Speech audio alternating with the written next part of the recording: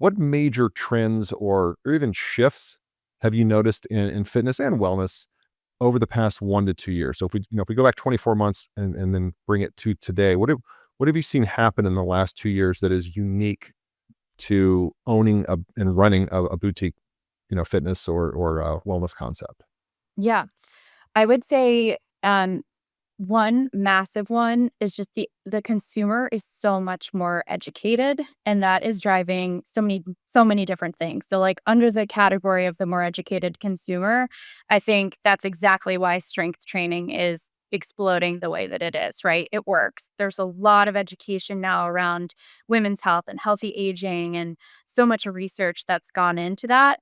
If you're on a GLP-1, people know you've gotta maintain muscle mass, and, that's obviously a new phenomenon in and of itself, and, I think there's also, because the consumer's more educated, probably why things like cycling have died down. People, back then used to take 5 spin classes a week, and Yeah. now, we know that's not really, you know, of course you can do it. It's better than doing nothing or not working out if, more than one day a week. But you've got to have variety, and you've got to have that resistance training. So I think the more educated consumer is definitely what I would say is like the biggest shift. That's also driving this personalization movement that, I'm sure we'll talk a lot more about. And then, second big thing that I'm seeing is just this massive rise in events, right?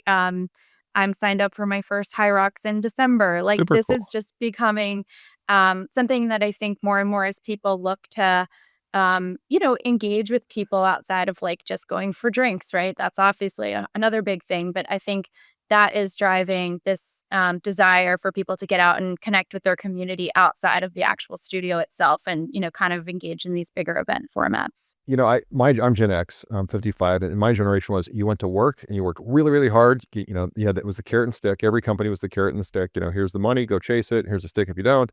And so you worked really hard, and then you may go play softball with your buddies, your colleagues, and then go drink. That was like the thing. Then you go get beers. And I've read both things on Gen Z where, and I have two Gen Z kids that just grown and left the house, but I've read where they're not drinking at nearly the rate, like at 1/3 the rate of Gen X and even millennials. But what they're doing is they're creating these social experiences because you need socialization, and they're doing it through fitness or boutique fitness, but also like even wellness, like group saunas. Mhm. Seems kind of weird to me because it just as I got older, like I like my privacy and I want my own little private suite and stuff. But you're seeing the same thing I am. Where in San Francisco, New York, people are holding meetings like with a flip chart, like a business meeting, and everybody's wearing a swimsuit in the sauna, which is kind of mind-boggling. But I get it because they don't want to go drink, and or as their main way to socialize, so they're finding other ways to do that, and obviously the boutique experience is part of that. Yeah. Yeah, absolutely. I'm an elder millennial, and if you ever wanna drink beers after softball, count me in. That I sounds love that it. sounds fun for me. Me too. Um, but yeah, I mean, we're definitely seeing that. I think, probably the best example or the example that gets cited the most often is Othership, which is, on Mariana Tech. They're in Toronto and New York, and, we've had events. Mariana Tech's had events where we're bringing our community together. We're bringing them to Othership to go through, that experience together, and then, we'll get together after, whether it's drinks or dinner or something else. But it brings people together in a way that sort of disarms them or like, kind of going through anything like that as a group, I think just gets you closer and, makes for closer Yeah, connections. I mean, if you can stand 140 degrees together for 45 minutes or 3 minutes in 39-degree water, like, you've kind of been in the foxhole with that person, so you've broken bread, so to speak, yeah, yeah. Absolutely.